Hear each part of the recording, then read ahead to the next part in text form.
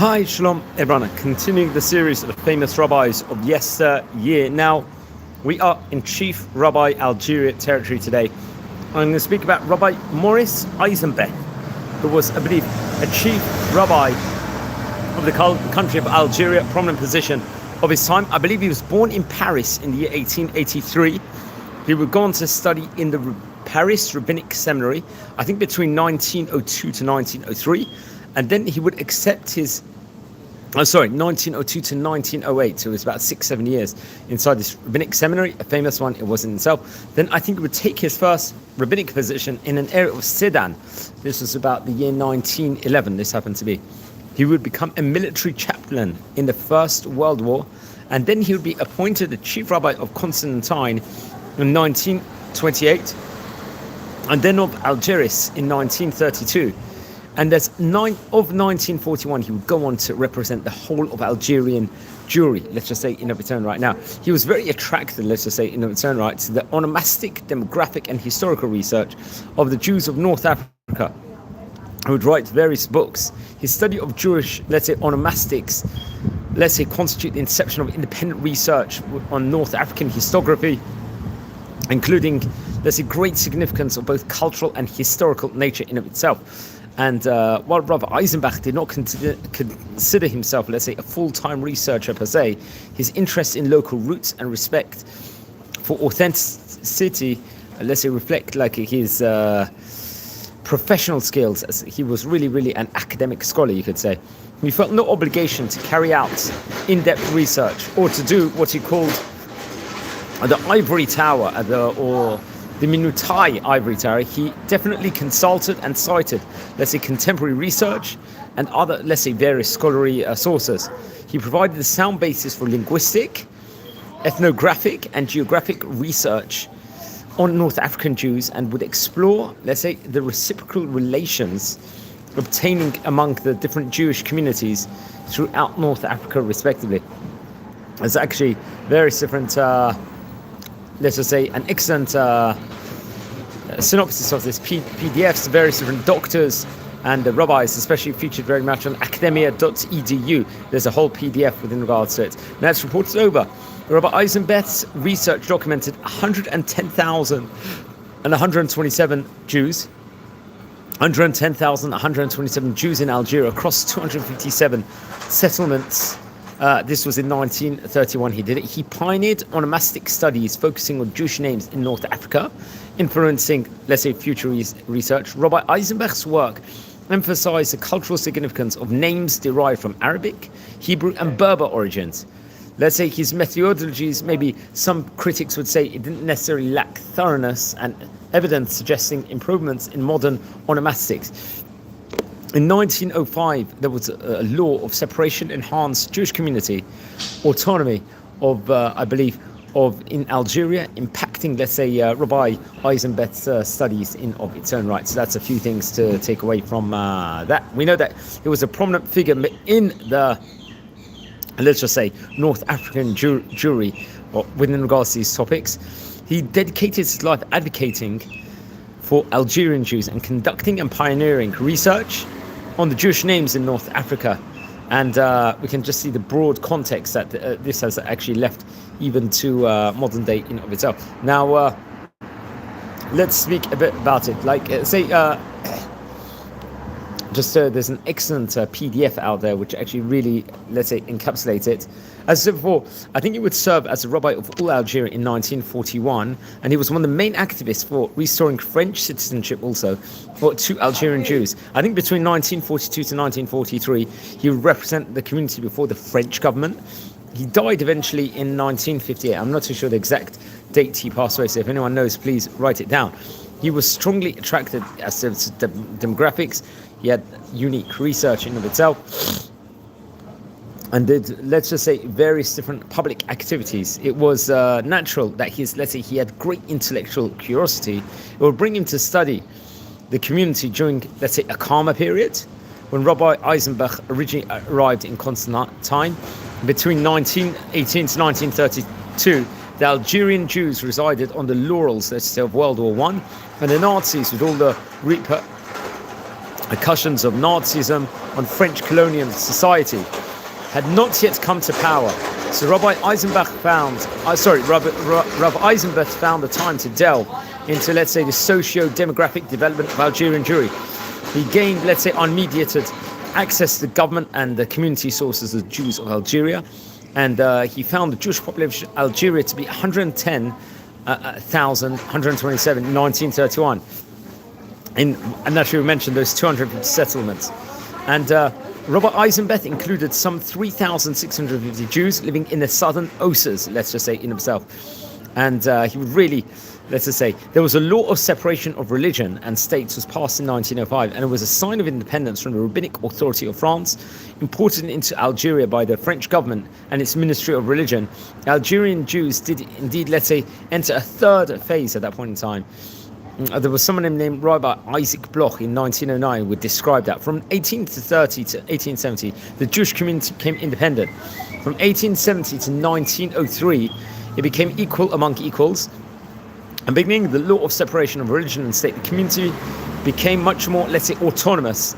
And the 1905 law invalidated the authority of French Jewry over Algeria, just using this PDF article in of its own right over here. And so it's actually interesting. Rabbi Eisenbeth would arrive in Algeria, and the community had become more autonomous, basing itself, let's say, on its local structure. There was no need to deal, let's say, at that point in time with current issues related to the nature of the community, such as status of rabbi teachers, girls' education more at that point in time, expansion of educational network, higher education. Rabbi Eisenbeth would become involved in these issues and reinforce this connection with him and the community. In dealing with various questions, he came to know Algerian Jewry intimately, moving throughout Algeria, in particular North Africa. He had great intellectual interests, as we mentioned, about Jewish history in of itself, sociology, and it would make him receptive, let's say, to the understanding of local life in of its own. His modern rabbinic training, obviously in the rabbinical seminary in Paris, prepared him for a new trail on onomastic research as a better way to know more about Algerian Jewry. I think he had the first book, the Le Judaisme Nord-Africain, if I'm not mistaken, which deals with the names of Jews in Constantine, and his second work was Le Juifs de l'Afrique du Nord, studies of Jewish names in all of North Africa. He was very, very into it. He would delve into many. In his first book, he deals with etymological roots of 380 names and geographical, let's say, distribution in of itself in the Constantine district. And he talks about names of biblical or Hebrew origin, for example. That's one of the topics. In his second book, and so on and so forth. And in his second book, he listed Jewish names in alphabetical order. Similarly, he explains the meaning of the names and the notes of historical traces in the region. For example, Arabic Berber groups, how the Aramaic groups, for example.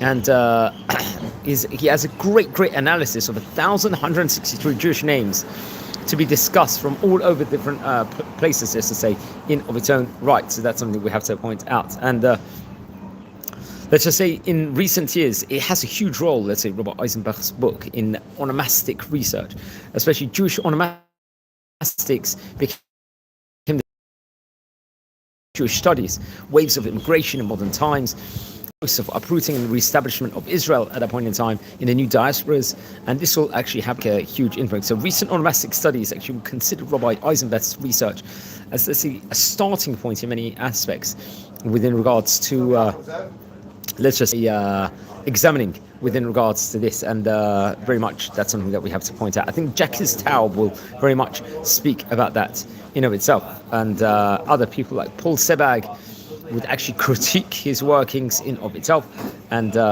this speaks very much about let's just say the Algerian Jewry itself. And so there's an excellent PDF that gives actually a summary that Rabbi Maurice Eisenbeth's contribution to study of Jewish onomastics is great significant in culturally and historically, and dealing with Jewish historiography in of itself. And as I said before, it wasn't necessarily a full time of his the works that he was doing the whole time. So especially very, very key with regards to Sephardi diaspora, and his name is, let's say, very well known in Sephardic Jewry. So that's very interesting. I think the National Library of Israel will actually very much contain various works of his. That's something we have to point out in of itself. So he was a grand rabbi from Algeria. Some people say it was from the early 90s until he died in 1958. And that's something that we have to very much point out. And many articles, he was close to many dignitaries, let's just say, in its own right, in Algeria. He's very well documented over. You could see, let's say, features with regards to him in the New York Times. Even he had like a La Haggadah de Pesach, a novel, I think, if I'm not mistaken, which was a French translation in maybe 63 pages. It had books inside of it, and he would give a short introduction to a specific Haggadah over here, which would have celebrated the 50th Jubilee of Herzl's books, The Jewish State, if I'm not mistaken. And so he would give a haskama to this most famously. There's much more can be said within regards to him. Like New York Times, you can actually find some articles within regards to him. I think one time there was Generals Charles Gaulle and Henry Honor Giraud would make a joint appearance at an old Jewish cemetery, if I'm not mistaken, very well, let's say, documented over. And they honored the dead of the last war, let's say. And there was a specific memorial service for Dr. Samuel Charles Abulka, who was a distinguished Algerian physician. And it would be famously on that day that Reverend Dr. Maurice Eisenbeth would actually be the chief rabbi of Algeria, will actually officiate this ceremony in of itself. And General Giraud's, let's say, presence at that point in time was very gratifying for the Algerian Jews, who, let's just say, some of whom had not forgotten that it was Giraud who last spring revoked the Climax decree, which is declared in effect as of October 21st of that year. So that was a famous event which Dr. Eisenbeth would officiate in of its own right. So there's that famous article in of itself within regards to him, and various other articles that actually spoken about within regards to him. Yeah, so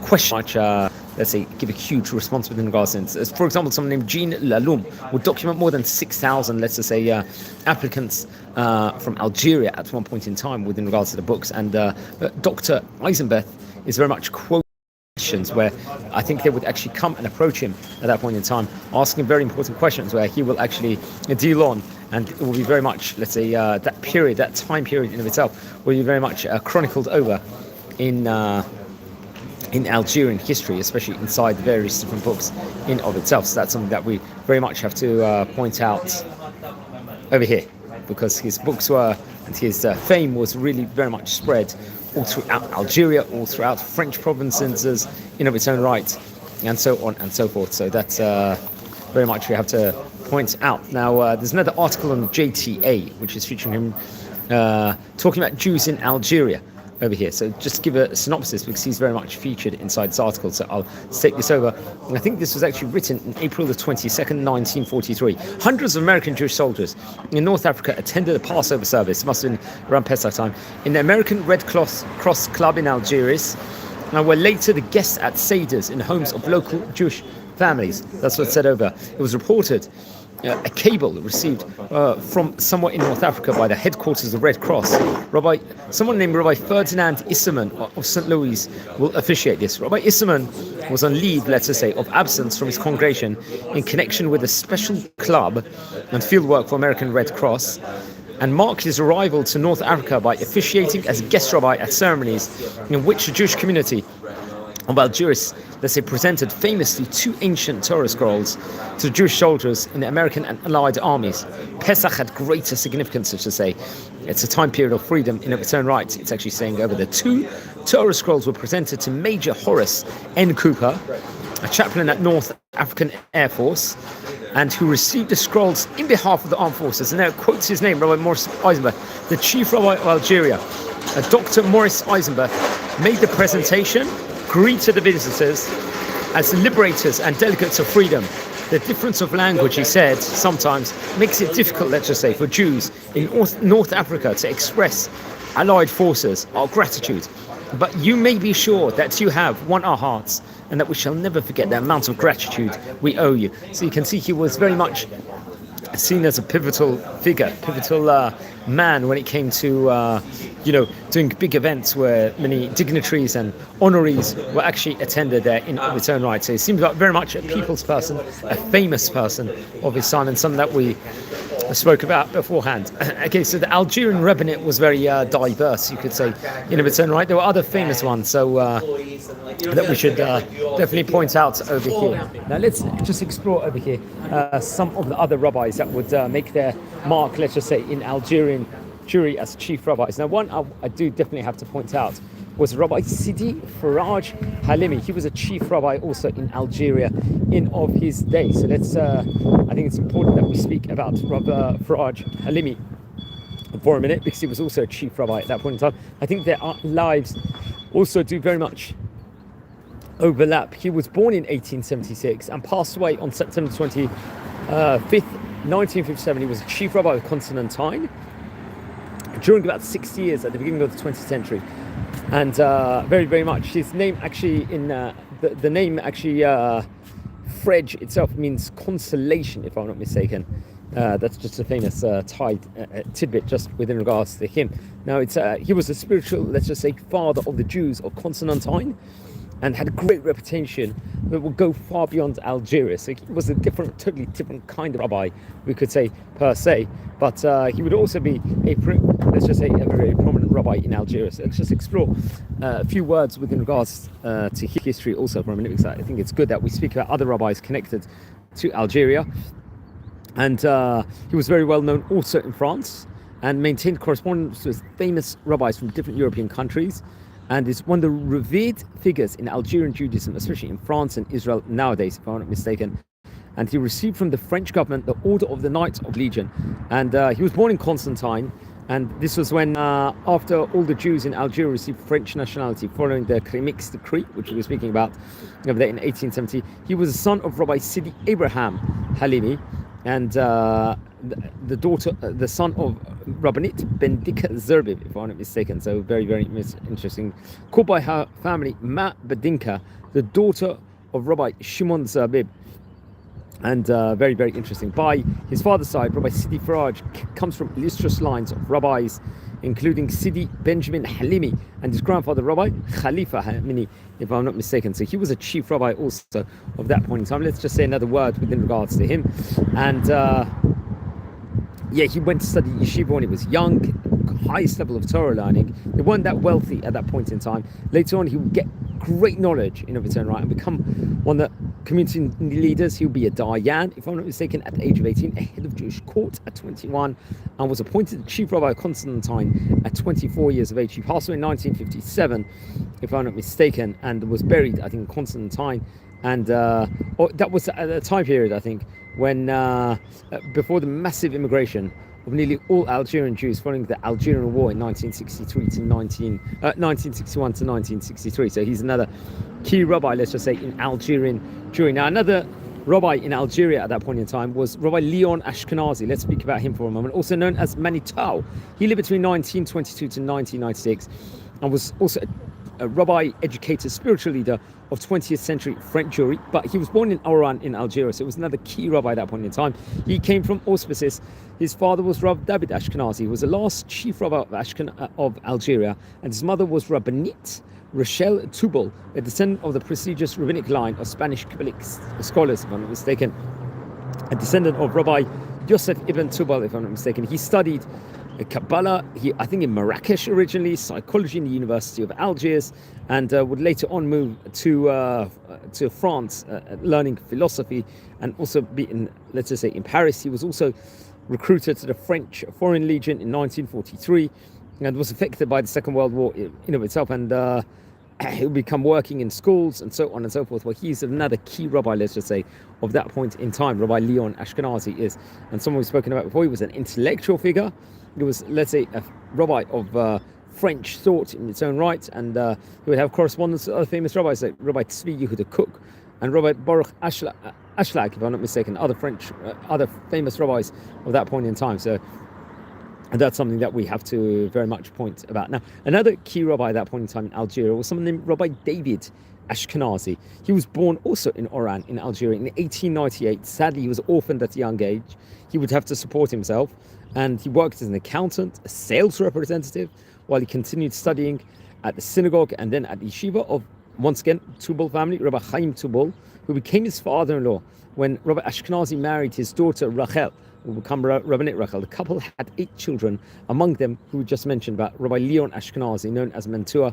Now, Rabbi Ashkenazi and Rabbi Tubal would found a school of modern religious education called the Yagdil Torah in Oran in 1919. This key information over there. In 1928, Rabbi Ashkenazi was named Deputy Dayan in Oran, and in 1929, Rabbi Ashkenazi acted as an interim rabbi of Oran during, I think there was an illness of Rabbi Jonas Whale, if I'm not mistaken. He would pass away in 1930. Rabbi Ashkenazi would succeed him in becoming the first chief consistorial rabbi of Oran, not to hold a French university degree. So you see, degrees were seen quite important in of itself.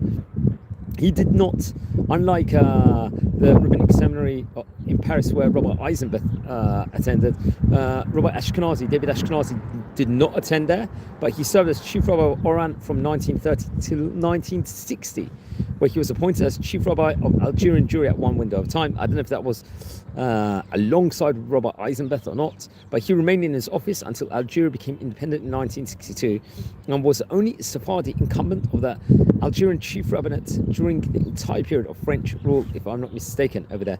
And I think he had the famous correspondence also with Rav Kook, if I'm not mistaken. That's something else that we can point out within regards to Rav Ashkenazi. So he was the chief rabbi of Oran between 1930 to 1960, and very, very interesting and a key figure, let's just say. And he had a famous, robust debate, I think, with Rav Kook, I think between 1934 to 1935, when he was the Ashkenazic chief rabbi of Palestine. And I think it was to do with, we're talking about, this was a topic of using an organ in the Oran synagogue, let's just say, at that point in time. So I'd recommend everyone to learn about that. He would later leave Algeria following its independence. I think he died in Paris eventually in 1983, if I'm not mistaken. That's Rabbi David Ashkenazi over here. So we're just exploring a few tidbits of Algerian history over there.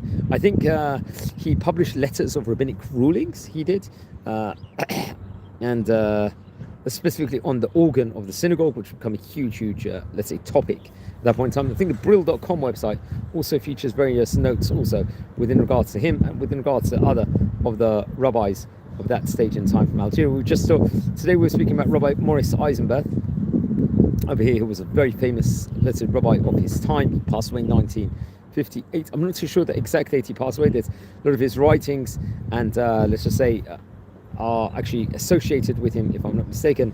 And it's actually interesting. I think he had close, there was a work by someone named Joseph Toledano, which was also another book with sociological emphasis, which he talks about modern lifestyle, also faithfulness to tradition, and stating that it doesn't necessarily contradict each other. So he's possibly more of an advocate over here for modern Orthodox Judaism, let's just say, in itself, recognizing the past days not bring the future closer, but rather prepares one better for the future. And onomastics is the shortest way to knowing the past. I think I don't know if he was a rabbi or not, but Mr. Toledano sees Rabbi Eisenbeth as an initiator and the starting point for North African onomastics, let's just say. And he feels that currently he's been putting a close to onomastics of this diaspora, since he himself belongs to that last generation. And I think there's a man, Mr. Alexander Bader, would actually do huge amounts of work, let's just say, evaluating the discipline of Sephardic onomastics, let's just say. And he just goes on to say that Rabbi Maurice Eisenbeth represents, let's say, the first systematic study of Sephardi onomastics. So he's a very famous rabbi of his day from Algeria, a chief rabbi over there, a full-time researcher, a historiographer of North African Jewry, and someone that is a very, very key over here to this series. So that's something that very much have to point out over here. I'm exploring the life of another chief rabbi of Algeria. We did speak, I think we recorded a video about Rabbi David Ashkenazi. We did also record a video about Rabbi Leon Ashkenazi. Also, I think we did it at around possibly the time of Sukkot, if I'm not mistaken. We actually recorded it. I think it was one of the rabbis, Hilulot, on that specific point of time. So that's why we recorded it, I think, over there. And so I think it's very important that we spoke about Rabbi Maurice. I don't know his history background, but judging by his name, Eisenbeth, he was probably of Ashkenazic origin, I would assume, if I'm not mistaken. So that's very, very interesting. But he would eventually, there were various, let's just say, Sephardi rabbis that will actually take their chief rabbinate position in Algeria. That's something that we very much have to point out over here. So yeah, we've spoken about. We also did record a video, I think, about Rabbi Sidi Faraj Halimi at one point in time. I think it was a time period of Kisi Kilula. It was several months ago. So I recommend everyone also to watch that. He was also a chief rabbi there. I think we also did other videos connected to that family, the Zerbib family, very famous family from Algeria, if I'm not mistaken. And we did mention him, and that was obviously was the most famous rabbi, the Baal Zera Emet, who we've spoken about on various occasions before. We did that video at that point in time. Okay, everyone, we're a community over here.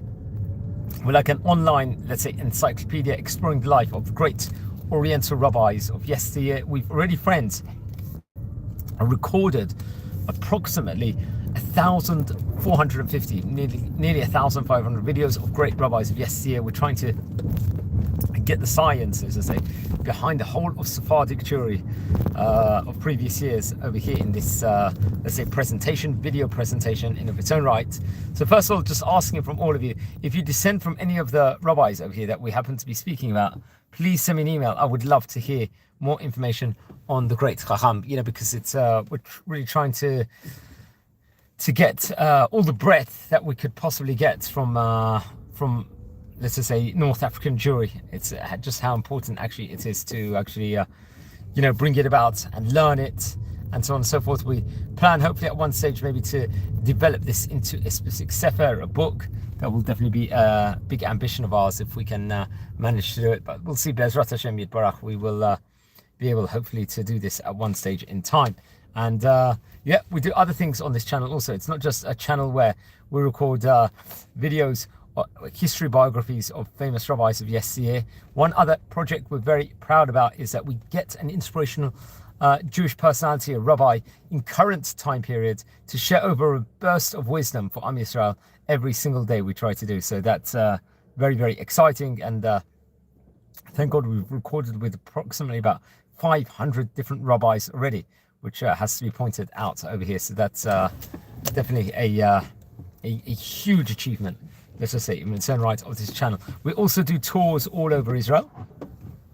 And another exciting project that we're doing at the moment is we are recording historical videos with regards to different countries over the world, the Jewish history, what actually took place in various countries in the Jewish diaspora, exploring who are the rabbis of these countries, who are the main figures, what went on in these countries over yesteryear, all throughout the different days in the history. We explore, was there anti-Semitism in the places? Were there glory years for the Jewish community? Was there assimilation, unfortunately? How religious were the communities? What was the school structures like? And we've explored already nearly 50 countries at the moment.